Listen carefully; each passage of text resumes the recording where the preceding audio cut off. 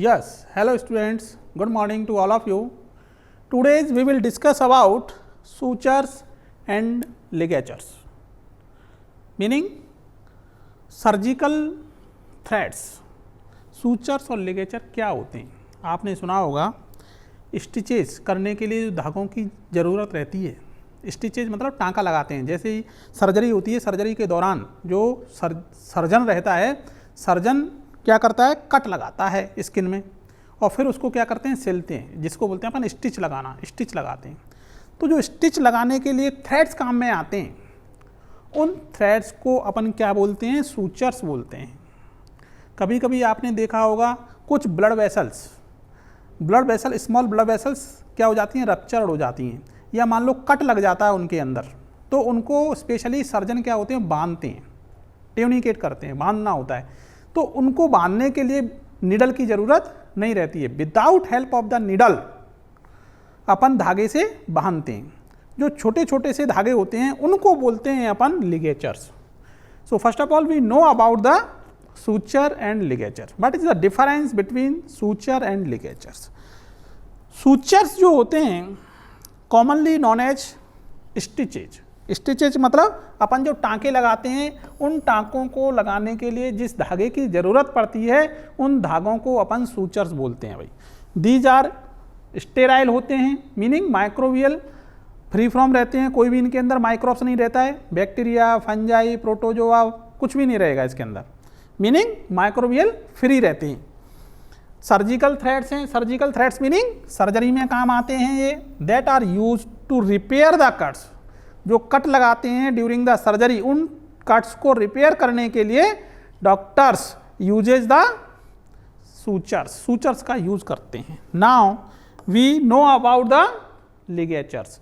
So ligatures are also a type of the thread, but these are used without a needle. Ligatures को use करने के लिए needle की जरूरत नहीं पड़ती है, because these threads are used to tie up a blood vessels. जो ब्लड वेसल्स कट जाती हैं उनको टाई करने के लिए, टाई अप करने के लिए, बांधने के लिए छोटे छोटे टुकड़े होते हैं थ्रेड्स के, उनकी ज़रूरत पड़ती है. उन थ्रेड्स को अपन लिगेचर्स बोलते हैं भाई. So this is a basic difference between sutures and ligatures. तो आप इतना जान लें कि सूचर्स जो होते हैं वो स्टिचेज लगाने के लिए निडल की हेल्प से जो सर्जरी के दौरान काम में आते हैं, वो धागे कहलाते हैं sutures.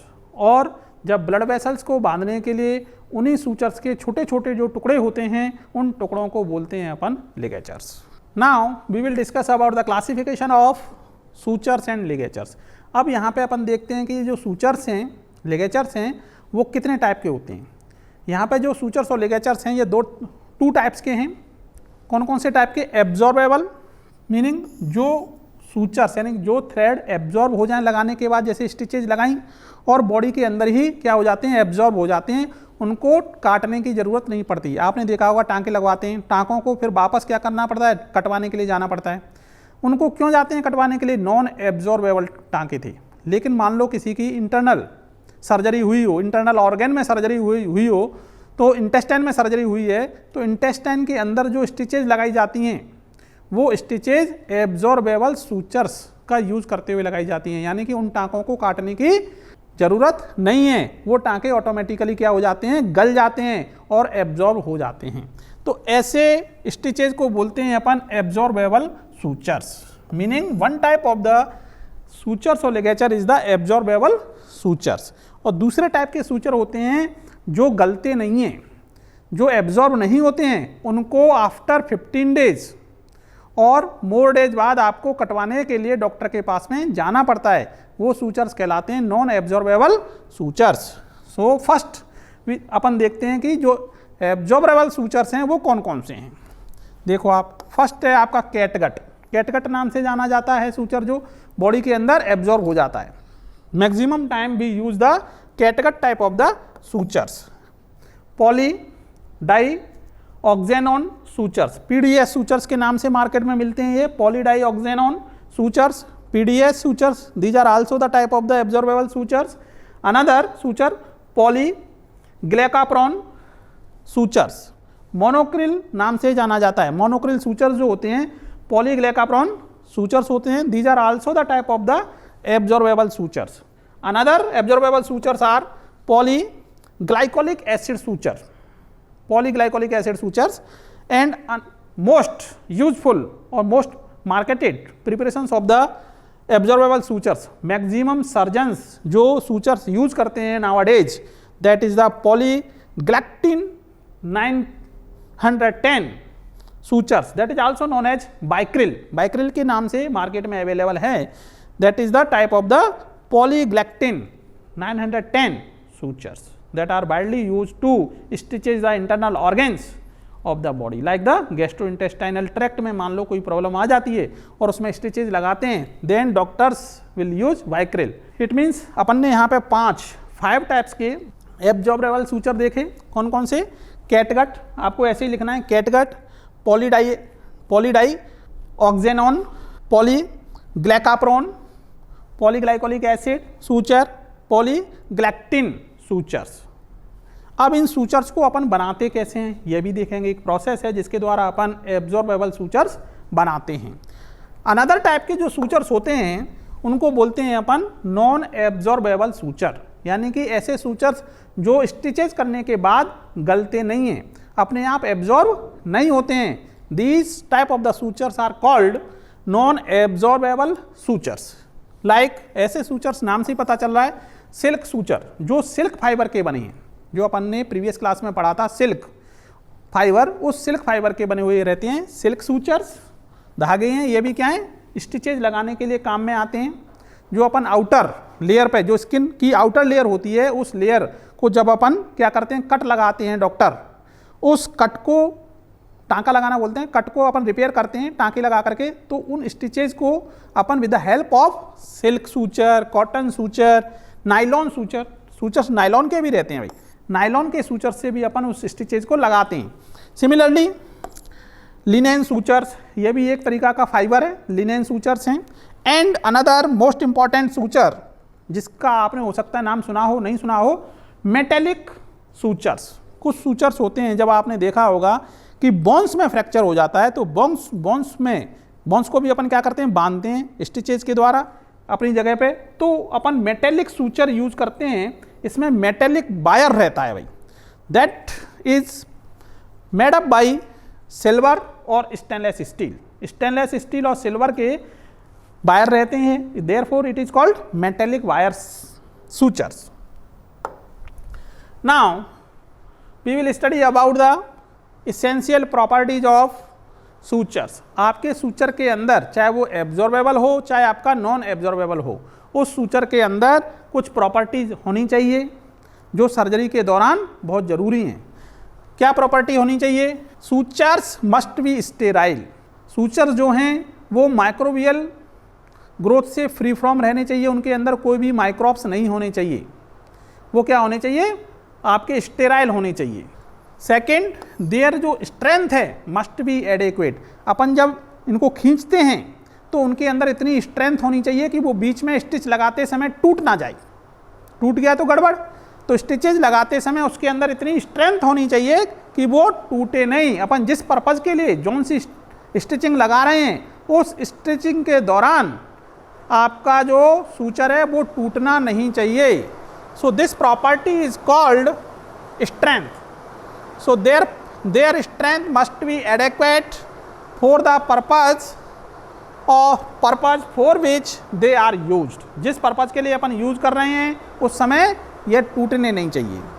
Third one, they must not cause any irritations. आपको यदि मान लो स्टिचेज लगा दिए, जिस धागे से लगाए हैं वो लगाने के बाद, ऐसा नहीं लगाने के बाद में इरिटेशन हो रहा है कि आपने धागे से स्टिच कर दी और स्टिच करने के बाद उस जगह पर भयंकर क्या हो रहा है, इरिटेशन हो रहा है, खुजली हो रही है, ईचिंग हो रही है.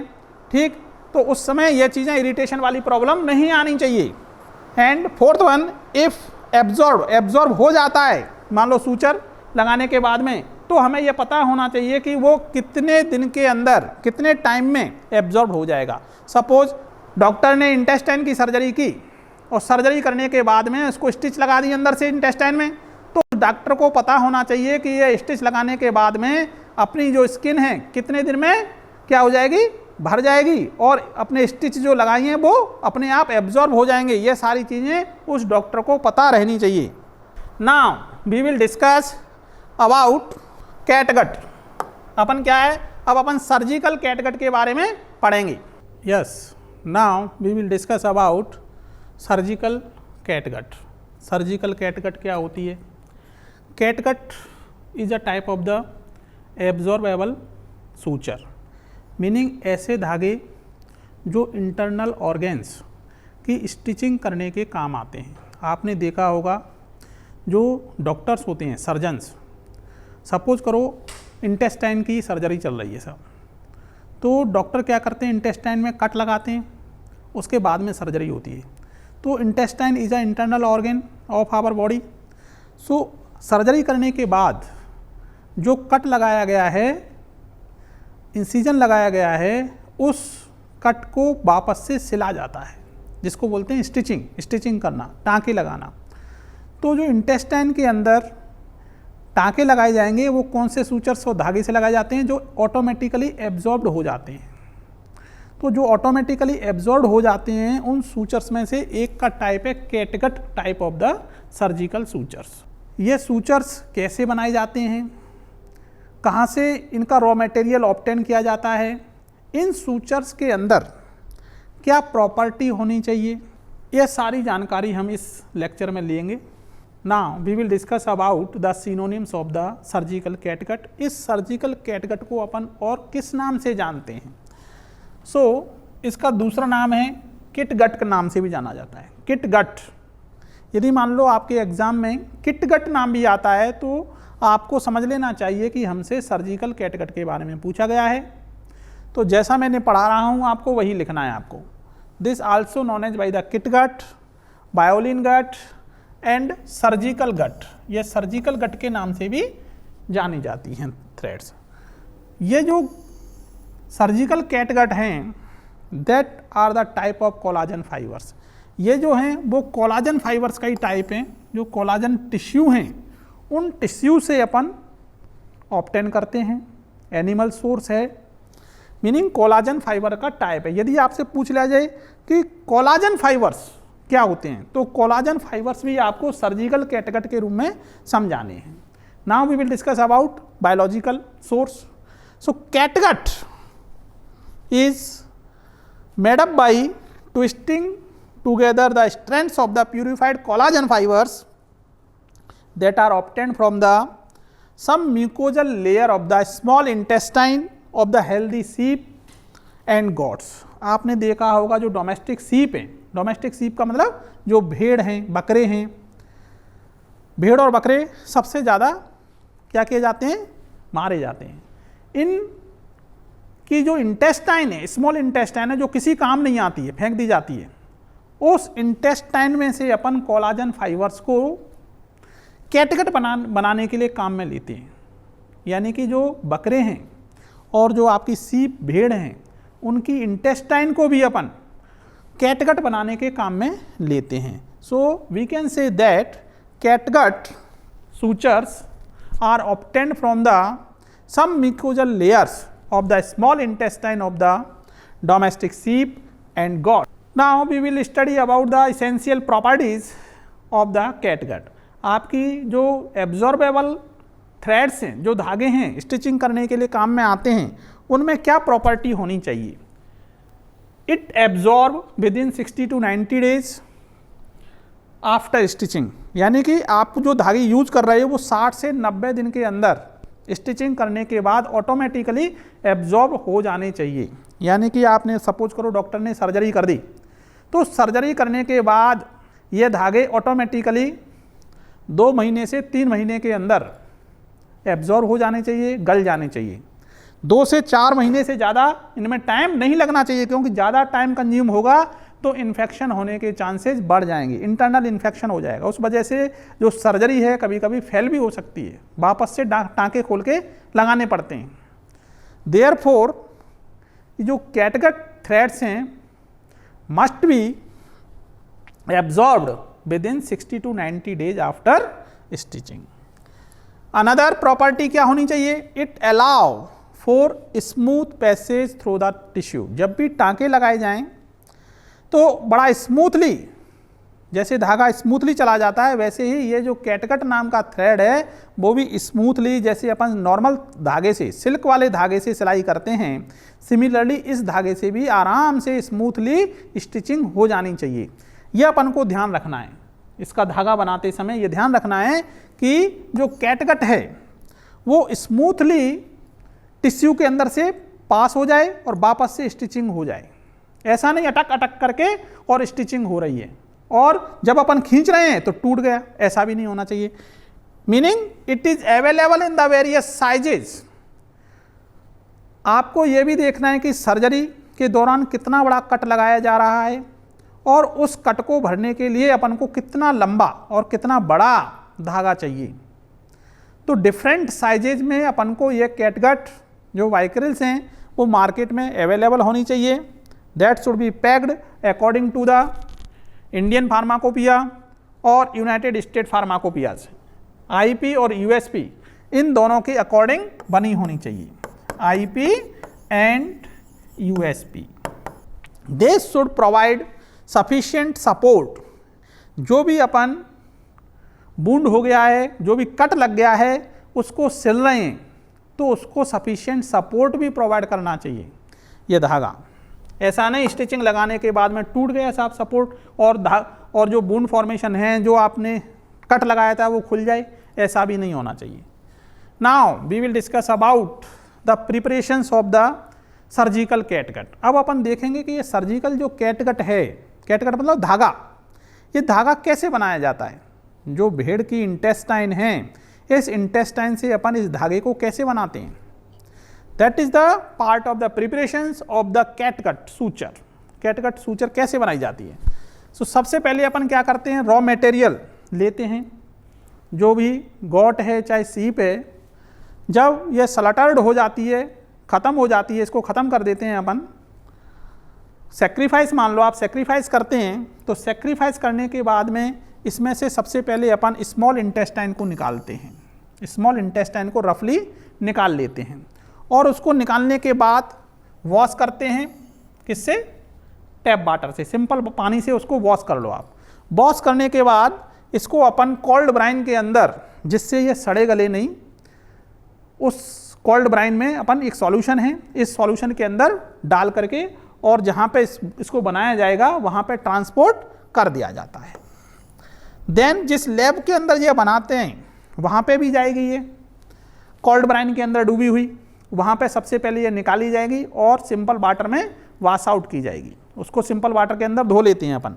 एंड उसके अंदर से जितने भी, सबसे पहले फर्स्ट ऑफ ऑल भी thoroughly washed with the water, wash किया। वॉश करने के बाद स्प्लिटिंग की जाएगी। स्प्लिटिंग का मीनिंग क्या है भाई? स्प्लिटिंग बहुत ही सिंपल चीज़ है। इसमें क्या करते हैं अपन, एक नाइफ लेते हैं, चाकू, ब्लंट चाकू रहता है, उससे तो अपन इसकी क्या करते हैं, सफाई कर लेते हैं। सबसे पहले ऊपर से जो भी गंदगी रहती है उस गंदगी को अपन साफ करते हैं और उसके बाद में अपन शार्प नाइफ लेते हैं। शार्प नाइफ जो होता है वो स्प्लिटिंग करता है। मीनिंग जो इंटेस्टाइन है 2 से 3 फीट 2 से 3 मीटर लंबी इंटेस्टाइन, उस इंटेस्टाइन को खींच कर रखा जाता है। दोनों इस साइड से और उस साइड से बांध देते हैं और बांध करके उसमें से क्या निकाले जाते हैं, स्मूथ रिबन लाइक फाइबर्स निकाले जाते हैं बाय शार्प नाइफ। जो आपका बहुत ही तेज धारदार चाकू है, उस चाकू से अपन क्या करते हैं, उस इंटेस्टाइन में से धागे बनाते हैं, रिबन लाइक थ्रेड्स, जो कि बहुत ही स्मूथ रहते हैं। This process is called splitting. इसी प्रोसेस को अपन क्या बोलते हैं, स्प्लिटिंग कहते हैं। Intestine is splitted. स्प्लिटेड का मतलब उनको काटा जाएगा, स्प्लिट किया जाएगा डिफरेंट उसमें धागों में। Splitted longitudinally with knife into the smooth ribbons. Meaning अपन ने जो इंटेस्टाइन आई हुई है, उस इंटेस्टाइन के इस सिरे को और उस सिरे को एक टाइट जगह पर बांध दिया जाता है। बांधने के बाद एक ब्लंट नाइफ लेते हैं, उससे उसकी सफाई कर दी जाती है। सफाई करने के बाद एक शार्प नाइफ लिया जाएगा और शार्प नाइफ से स्मूथ रिबन्स लाइक फाइबर्स निकाले जाएंगे। देन इन जो रिबन है, उन रिबन लाइक फाइबर्स को वापस एक ब्लंट नाइफ से वापस से क्या किया जाता है, साफ किया जाता है। बिकॉज जब अपन कटिंग करते हैं तो उस दौरान भी क्या होता है, कुछ रफ सरफेस रह जाती है, उसको स्मूथ किया जाएगा। ऑल सम म्यूकोजल लेयर, जो सब म्यूकोजल लेयर हैं, रफ लेयर्स जो हैं, उन लेयर्स को स्क्रैप्ड अवे किया जाएगा, हटा दिया जाएगा with the help of blunt knife के द्वारा। Then these smooth ribbons are oriented मतलब इनको अपन एक सिरे से दूसरे सिरे तक बांध देंगे, फिर इनको घुमाया जाएगा, इनकी स्पिनिंग की जाएगी। जैसे अपन रस्सी बनाते हैं, रस्सी बनाते समय क्या करते हैं अपन, एक फाइबर, दो फाइबर और 2 से 4-5 फाइबर्स को आपस में इकट्ठा कर लेंगे और एक साथ रखने के बाद उनकी स्पिनिंग की जाएगी, घुमाएंगे उसको, और घुमाने के बाद उनका एक धागा बनाया जाएगा। एक ही धागा बनाते हैं कि नहीं बनाते हैं, जिससे क्या है, उसमें स्ट्रेंथ आ जाती है। Similarly in this case we take 1, 2, 3 और more fibres, ribbon like fibres जो होते हैं स्मॉल इंटेस्टाइन के, उनको एक साथ स्पिनिंग करते हैं अपन, घुमाते हैं खूब, जिससे उसके अंदर क्या आ जाती है, स्ट्रेंथ आ जाती है। देन इसके बाद में उसमें हार्डनिंग की जाती है। भाई यह जो हार्डनिंग करने का काम है वो है क्रोमिक साल्ट का। क्रोमिक साल्ट सॉल्यूशन लेंगे, उस क्रोमिक साल्ट सॉल्यूशन के अंदर जो अपना रिबन लाइक थ्रेड्स मिले हैं, इसमें सोक्ड आउट कर देंगे। किसमें, क्रोमिक साल्ट सॉल्यूशन के अंदर। उससे वो जो कैटगट है, कैटगट जो थ्रेड है वो हार्ड हो जाएगा। हार्ड होना बहुत जरूरी है, हार्ड हो जाएगा। ये हार्ड होने के बाद अपन वापस से इसको स्पिनिंग करेंगे, क्या करेंगे, घुमाएंगे खूब, ओरिएंट करेंगे, जिससे इसके अंदर वापस से स्ट्रेंथ आ जाएगी। और स्ट्रेंथ आने के बाद अपन इसको ड्राई कर लेंगे एंड पॉलिशिंग करेंगे, पॉलिशिंग कर लेंगे। पॉलिशिंग करने के बाद में फिनिशिंग, और फिनिशिंग के बाद में अपन इनको क्या करेंगे, स्टेराइल कर लेंगे। स्टेराइल करने के बाद में पैकेजिंग कर देंगे।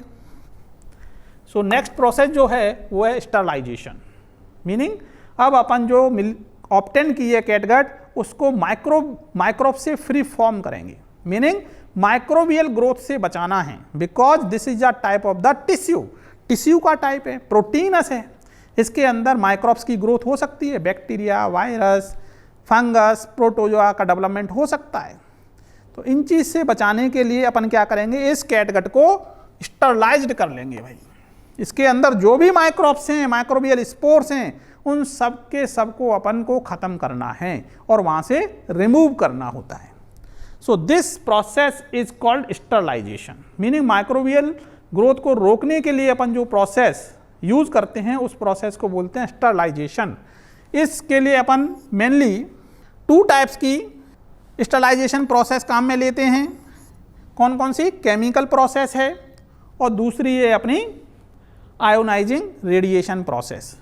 तो केमिकल प्रोसेस के अंदर अपन क्या करते हैं, आयोडीन का सॉल्यूशन रहता है, उस आयोडीन के सॉल्यूशन के अंदर कैटगट को डिप करते हैं और डिप करने के बाद में निकाल देते हैं। This iodine solution by oxidising process के द्वारा सारे माइक्रोब्स को किल कर देगा। Then obtained catgut now sterilised. आपकी कैटगट जो है वो स्टरलाइज्ड हो जाती है। 2 से 4 साल तक उसके अंदर कोई भी माइक्रोबियल ग्रोथ नहीं होती है and it is ready to stitching, और यह स्टिचिंग के लिए प्रिपेयर हो जाती है। स्टरलाइजेशन करने के बाद इसको अपन सूटेबल पैकेज के अंदर पैकेजिंग कर देते हैं और सप्लाई दे देते हैं मार्केट के अंदर। नेक्स्ट जो प्रोसेस है, उस प्रोसेस का नाम है आयोनाइजेशन रेडिएशन। मीनिंग अपन आयोनाइजेशन रेडिएशन के द्वारा भी मेनली तो अपन इसी प्रोसेस का यूज करते हैं। इस प्रोसेस में कोई भी केमिकल का यूज नहीं किया जाता है। Without using a chemical we apply only the gamma rays. अपन क्या करते हैं, गामा रेज का यूज करते हैं, बाइक्रिल के ऊपर डालते हैं, उस एब्जॉर्बेबल कैटगट के ऊपर डालते हैं, और ये गामा रेडिएशंस जितने भी स्पोर्स होते हैं या मान लो कोई माइक्रोब्स रहता है उस कैटगट के ऊपर, उनको रिमूव कर देते हैं, उनको किल कर देती हैं gamma radiations. So catguts are packed in the aluminium foil. सबसे पहले इनको एल्युमिनियम फॉइल के अंदर पैक करते हैं दैट कंटेन 90% आइसोप्रोपाइल एल्कोहल। उस जो एल्युमिनियम फॉइल है उसके अंदर आइसोप्रोपाइल एल्कोहल रहता है और उसके अंदर बंद कर देते हैं। Then we pass through the gamma irradiations. Gamma rays जो होती हैं उनसे अपन पास आउट करते हैं, या गामा रेज सारे माइक्रोब्स को किल कर देती हैं। सो That is the process of sterilization of catgut. Now we will study about the standards. क्या स्टैंडर्ड होना चाहिए इन कैटगट का? स्टैंडर्ड अपन दो चेक करते हैं कि आपने जो बाइक्रिल बनाई, आपने जो एब्जॉर्बेबल कैटगट बनाई है वो प्रॉपरली स्टरलाइज्ड हुई है या नहीं हुई है। क्योंकि यदि अपन ने नॉन स्टरलाइज्ड कैटगट यूज कर ली तो आपका ऑपरेशन फेल, बिकॉज ऑपरेशन करने के बाद में जब स्टिचिंग लगाई जाएगी इंटरनल ऑर्गन्स के अंदर तो 2 से 4 दिन के अंदर ही क्या पड़ जाएगी? पस पड़ जाएगी और पर्सन को सेप्टिसीमिया भी हो सकता है। तो ऐसी कंडीशन ना आए, इसके लिए अपन सबसे पहले कैटगट को यूज करने से पहले उसका टेस्ट लगाते हैं कि यह प्रॉपरली स्टरलाइज्ड है या नहीं है।